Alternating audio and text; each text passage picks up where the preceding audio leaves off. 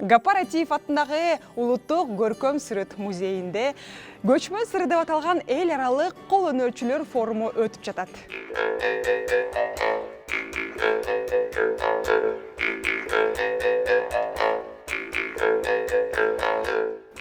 Иш чаранын негизги максаты кол өнөрчүлүктү дүйнөлүк деңгээлге чыгаруу жана дүйнөлүк кеңештин статусун алуу. Атайын Баткен областынан ушул килем шырдак көргөзмөсүнө келип катышып отурабыз.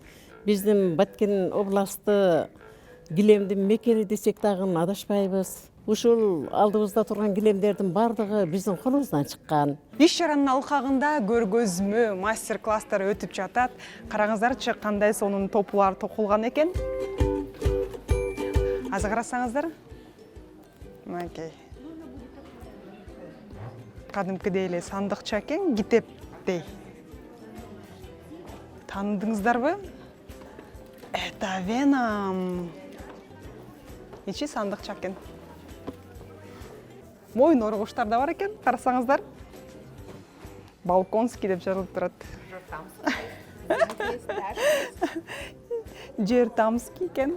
Ошондо Жертамда жашасаң, Жертамский деп өзүңдү белгилеп туруп, анан кийип алсаң болот экен, шарфты.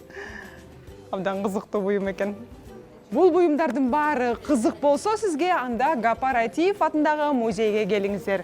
Ошондой эле чыныгы жыгачтан жасалган идиш аяктар дагы бул жерде көргөзүлүп жатат. Карасаңыздар.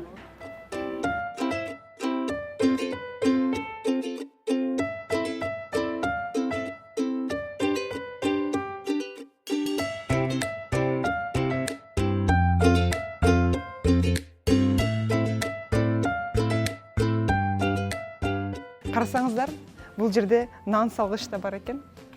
Караңызчы, кандай сонун, кандай кылдаттык менен жасалган буюмдар.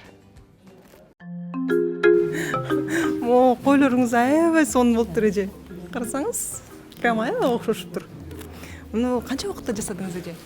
Муну бир күндө 3 жасап болот. Анан ошо койдон баштаган биринчи эмемди чыгып калдым. Андан кийин эле фантазиям өзү эметип, ушумо түбүн жасап баштадым. Анан эмени, букаларды кичинекей. Ошондо майда чүйдөлөр жасап баштадым.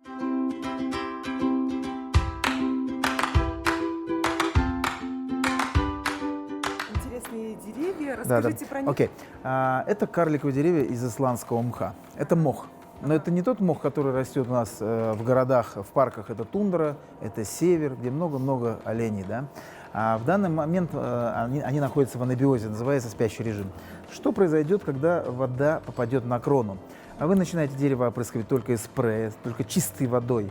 От 2 до 5 минут после полива все лепесточки прямо на глазах, они начинают что? Шевелиться и разворачиваться. То есть они раскрываются реально как сказка. И после полива чистой воды в радиусе метра в раскрытом виде вы реально будете чувствовать аромат леса, моря, но немножко йода, но природного. Он не вызывает аллергии. Ну, как астматикам хорошо, при простудных заболеваниях, при кашле шикарно, потому что йод. А он очень полезен, особенно детям маленьким.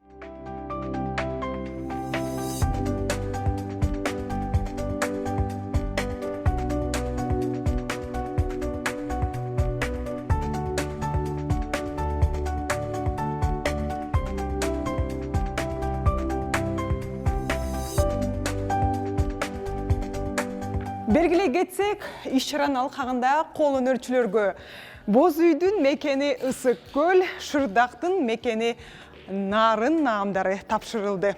Айсулуу Асанбекова, Данияр Амантур уулу, Замана студиясы.